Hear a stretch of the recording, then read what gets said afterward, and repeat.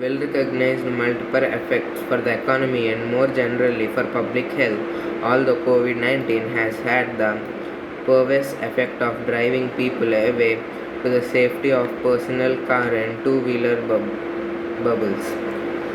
There is little doubt that when the pandemic is under control, more people will return to clean and green mass mobility. Finance Minister Nirmala Sitharaman's announcement of Central's funding of 1,957 crore, 63,246 crore and 14,788 crore for the Kochi, Chennai and Bangalore metro projects respectively gives the big cities greater certainty that they can meet targets. Less certain, however, is the impact of the proposed 8,000 crore plan to augment public bus transport using a PPP model that will enable private sector players to finance, acquire, operate and maintain over 20,000 buses. India's ratio of buses to population is low, like 1.2 per thousand people compared to 8.6 in Thailand and 6.5 in South Africa. Although some states like Karnataka are well ahead of national average as per Niti Aayog data. Licensed private urban bus services remain a politically sensitive topic in many states where state monopolies coexist with unregulated paratransit, and it will take a major effort to convince them that a bus renaissance is a good post-pandemic recovery strategy. The amended Motor Vehicles Act has provisions for the center to take the lead here. So as I said guys, so the metro rail and bus are help us in the transportation facilities. So some changes in the policy must take place.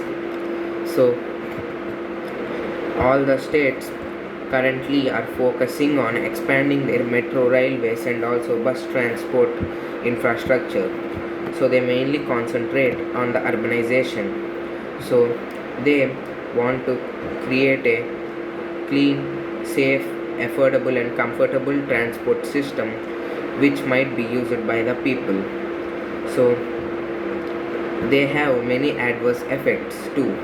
So this affects the economy majorly and also the public health.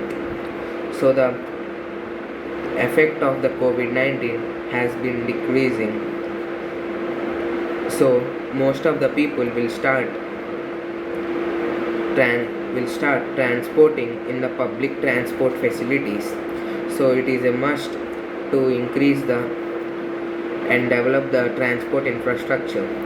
So many people to be safe are using a personal car and two-wheeler bubbles.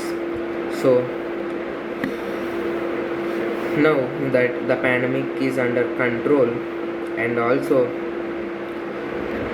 the transport buses are clean, so the most of the people will return to the mass mobility.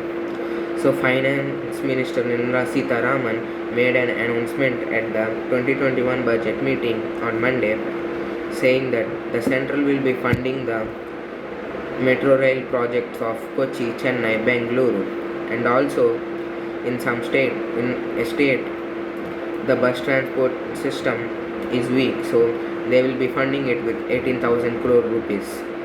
So if the metro rails of these big cities are developed, then it is a chance that they can meet the targets and the goals they had.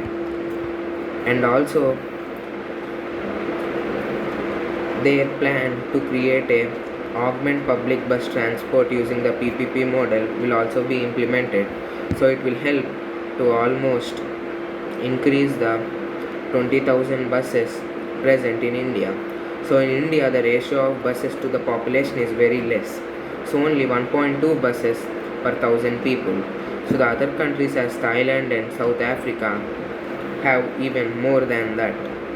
So in some states like Karnataka, the bus transport system is very strong, and the number of buses per thousand people is many more when compared to other states. So this topic is very politically sensitive, and many arguments are still going on about it. So that's it, guys. Thank you.